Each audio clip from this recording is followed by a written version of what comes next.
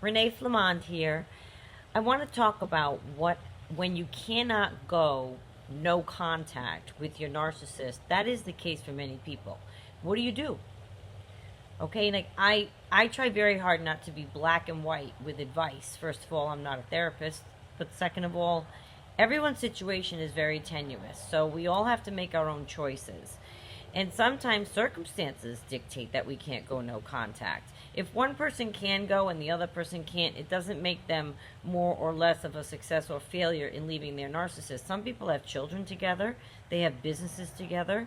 I mean, there's history. Then some people can't go no contact. So when that's the case, they do. There is a lot that you can do though to separate yourself from your narcissist. They talk about a method called gray rock. Now, again, you have to judge for your own life to what level you could do this. Nobody wants anyone to be put into a dangerous situation because gray rocking will inevitably yield the question from your narcissist, what's wrong with you? Because what it means is you're going to start giving like one-word answers, not really conversing, not really being bothered by anything or happy about anything. You're just gray rock. You're just existing in a platform, trying to be peaceful and not rock a boat. Okay, you could do that. You could also use, I saw somebody once use email instead of texting or phone calls, and this was about the childcare. Okay, so you'll get them Tuesday and Thursday, and it solidifies your information in writing, proves a trail of communication should you need it. There's no dinging or ringing and looking at your phone all the time. It was a very nice idea, I thought. Now, there is a lot of texting that goes on now with childhood arrangements, and if you keep that as a part of your life, just make the texts just about the arrangements. No extra words, no extra anything. Don't entertain any Hoover attempts. So, how are you today? Like, whatever he or she is trying to get, just gray rock them, but in texts and in emails. Keep it expository, facts only. No creative writing. Only words that are necessary. The other thing, a big thing that I see with young people is you have to be private on everything from your narcissist regarding all of this social media business. Okay, if he's following you here and you're friends with on this and snap that and this, and you can tell, look, I don't think it's a good idea. We broke up now. I'm going to everything. You don't need or want to look into your narcissist business, and you don't need or want your narcissist looking into your business.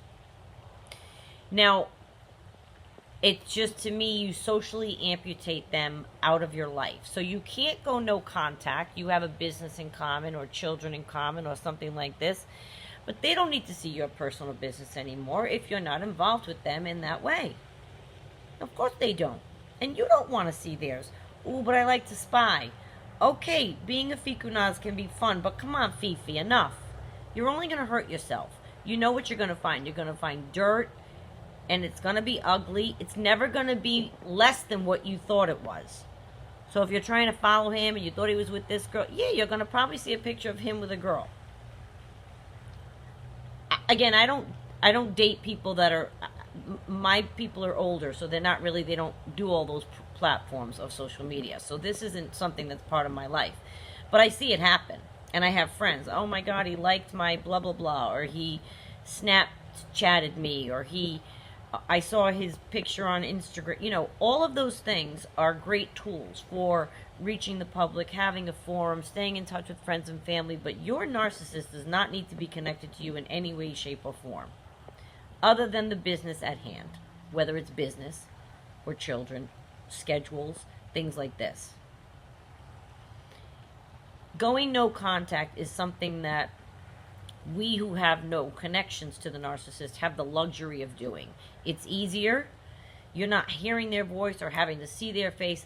I really sympathize with those of you that can't. It's got to be hard. You're seeing their face, you're having to hear their voice, you're having to maintain contact but maintain distance and not go back and forth anymore. You made the choice, but you're still in the arena. It's very hard, I would imagine, very hard to do that. And I give you kudos. But try to do all the other things if you can't go no contact, and at least give yourself your space and deliberately carve it out for yourself. You deserve your own peaceful place that you can create the energy that you want to bring to that place. I've worked on the energy in this house for 15 years, and there's a good chi when you walk in here. I've been working on it for a long time, and it's my own space. So try to think of that. Create your own space in your life for things to happen and flourish and fail and try things and attempt, and space, just possibilities. But you need to breathe life into your space by removing them as much as you can. So when you can't go no contact, just try to keep things business only, schedules of children, things that are necessary, and don't fall for any Hoover attempts that he might try to get in there or she might try to get in there. Stand with what you believe to be correct as far as your path. You'll know. You'll know exactly. Oh wait, I don't need to say that. That would be extra. If it's extra, no more extra. They don't deserve your extra. Keep your extra for yourself. Okay? They don't deserve your insight. They don't deserve your questions. They don't deserve your inquiry. They don't deserve it. Keep it for you. Okay.